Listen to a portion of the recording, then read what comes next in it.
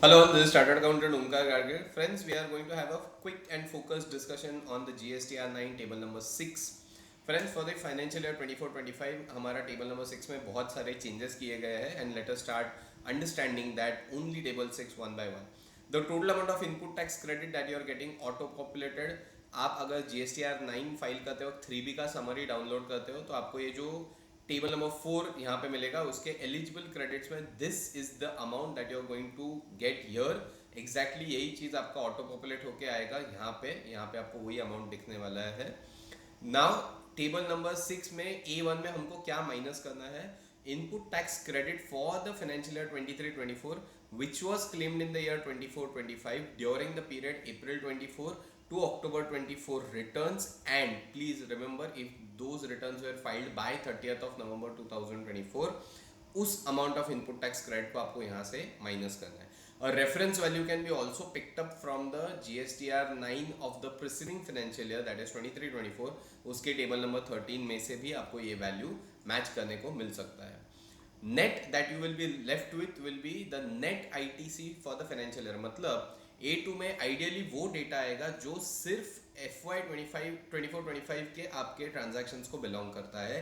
Ideally that is the expectation that you compare the FY 24-25 transactions only. 6B से लेके 6H तक हमको जो देना है it is only the break down of values which will be cumulatively equivalent to the A2 वैल्यू. So the most important and crucial one will be 6B over here, because this is on those purchases where you have paid taxes to your suppliers and आपने as a forward charge transaction basis पे credit claim किया हुआ है. यहाँ पे सिर्फ एक exceptional category जो आता है that is services received from SEZ, वो भी यहाँ पे कवर हो जाता है. Friends in here please remember capital goods credit has to be separately noted, बाकी दोनों को आप क्लब कर सकते हो. द रेस्ट ऑफ 6C से लेके 6H तक again it is only a break down of the credit that you are taking. सो यहाँ पे हम लोग को new figure, new data, unclaimed missed out credits कुछ भी अमाउंट्स है वो यहाँ पे नहीं लेना है, because ideally the difference which is over here, that is I minus A2. I is what? It is the subtotal of all the amount above credits. वो और आपके A2 का डिफरेंस आइडियली है जीरो होना चाहिए. So fresh claim of credit which is not there in your GSTR 3B's claim through the year, यहाँ पे कोई भी फ्रेश क्लेम एंटरटेन नहीं है. प्लीज रिमेंबर दैट जब A1 में हम लोग कुछ अमाउंट माइनस करते हैं that is presiding financial year का क्रेडिट, वहाँ पे स्पेसिफिकली दिया था reclaimed credit under rule 37A. यहाँ पे माइनस नहीं करते हैं हम लोग, बिकॉज रिक्लेम्ड क्रेडिट को हम लोग को अलग से H में जगह दिया गया है. Apart from that, even there is a reclaim credit, say let's say by virtue of circular 170 by 2022, even that reclaim credit will appear over here.